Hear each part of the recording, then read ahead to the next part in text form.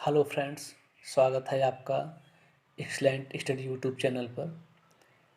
आज पॉलिटिक्स का अगला भाग अर्थात उद्देशिका प्रस्तावना पर हम लोग चर्चा करेंगे।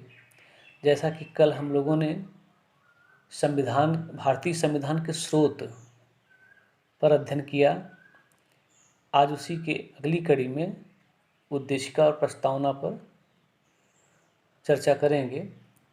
सबसे पहले हम प्रस्तावना को पढ़ते हैं। हम भारत के लोग भारत के एक संपूर्ण प्रभुत्व संपन्न समाजवादी पंथनिरपेक्ष लोकतंत्रात्मक गणराज्य बनाने के लिए तथा उसके समस्त नागरिकों को सामाजिक, आर्थिक और राजनैतिक न्याय, विचार, अभिव्यक्ति, विश्वास, धर्म और उपासना की स्वतंत्रता, प्रतिष्ठा और अवसर की क्षमता प्राप्त करने के लिए तथा उन सब में व्यक्ति की गरिमा और राष्ट्र की एकता और अखंडता सुनिश्चित करने वाली बंधुता बढ़ाने के लिए दृढ़ संकल्प होकर अपनी इस संविधान सभा में आज तारीख 26 नवंबर 1949 ईस्वी मिति मार्गशीर्ष शुक्ल सप्तमी संवत 2006 विक्रमी को एतद द्वारा इस संविधान को अंगीकृत, अधिनियमित और आत्मार्पित करते हैं। जैसा कि हमने पिछले वीडियो में यह चर्चा किया था कि संविधान सभा में प्रस्तावना प्रस्तुत करने के बाद ही संविधान निर्माण की प्रक्रिया आगे बढ़ती है। 13 दिसंबर 1946 को नेहरू द्वारा उद्देश्य प्रस्ताव प्रस्तुत किया गया, जो 22 जनवरी 1947 को पारित हुआ। उद्देशिका का विचार अमेरिका से लिया गया है।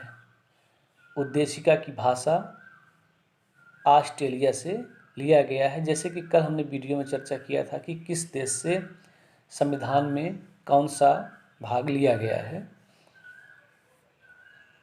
संविधान की प्रस्तावना को संविधान की कुंजी कहा जाता है, अर्थात प्रस्तावना पास होने पर संविधान के एक स्वरूप का निर्माण होता है, जिसमें संपूर्ण प्रभुत्व संपन्न समाजवादी पंथनिरपेक्ष लोकतंत्रात्मक गणराज्य, ये संविधान की प्रस्तावना में जो है संविधान का स्वरूप प्रस्तुत किया गया। संविधान में 3 प्रकार के न्याय की चर्चा की गई है, जैसे सामाजिक, आर्थिक और राजनैतिक न्याय। स्वतंत्रता, संविधान में 5 प्रकार की स्वतंत्रता का अध्ययन का चर्चा किया गया है, जिसमें विचार, अभिव्यक्ति, विश्वास, धर्म और उपासना की स्वतंत्रता। समता या समानता, प्रतिष्ठा और अवसर की समानता तथा व्यक्ति की गरिमा और राष्ट्र की एकता और अखंडता अर्थात बंधुता का भी वर्णन किया गया है। संविधान की प्रस्तावना में भारत शब्द का 2 बार उल्लेख हुआ है। संविधान में सबसे महत्वपूर्ण संविधान को माना गया है और संविधान में हम भारत के लोग अर्थात जनता को सर्वोच्च माना गया है। 42वें संविधान संशोधन अधिनियम 1976 ईस्वी के द्वारा समाजवादी, पंथनिरपेक्ष और अखंडता शब्द जोड़े गए। 1960 का बेरूबारी मामला जो था, उसमें सर्वोच्च न्यायालय ने उद्देशिका को संविधान का अंग नहीं माना और कहा कि उद्देशिका में संशोधन नहीं हो सकता है, परंतु अपने ही न्याय पर समीक्षा करते हुए 1973 का केशवानंद भारती बनाम केरलवाद में संविधान का उद्देशिका को भाग माना है, अंग माना है और संशोधन हो सकता है, परंतु मूल ढांचे का बदलाव नहीं किया जा सकता है।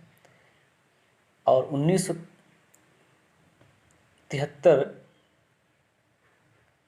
और इसी के बाद 42वें संविधान संशोधन अधिनियम 1976 के द्वारा समाजवादी, पंथनिरपेक्ष और अखंडता शब्द जोड़े गए। सर अल्लादी कृष्ण स्वामी अय्यर ने कहा कि संविधान की प्रस्तावना हमारे दीर्घकालीन सपनों का विचार है। के.एम. मुंशी ने कहा, प्रस्तावना हमारे संप्रभु लोकतांत्रिक गणतंत्र की जन्म कुंडली है। N.A. पालकीवाला ने प्रस्तावना को संविधान का परिचय पत्र कहा है। अर्नेस्ट वाकर ने प्रस्तावना को संविधान की कुंजी माना। उद्देशिका को संविधान की आत्मा कहा जाता है और डॉक्टर भीमराव अंबेडकर ने अनुच्छेद 32 संवैधानिक उपचारों के अधिकार को संविधान का आत्मा माना है। इस तरह से देखा जाए तो संविधान की उद्देशिका जो है पूरे संविधान का मूल ढांचा प्रस्तुत करता है और महत्वपूर्ण प्रश्नों को इसमें समाहित करने का प्रयास किया गया है। Thanks for watching.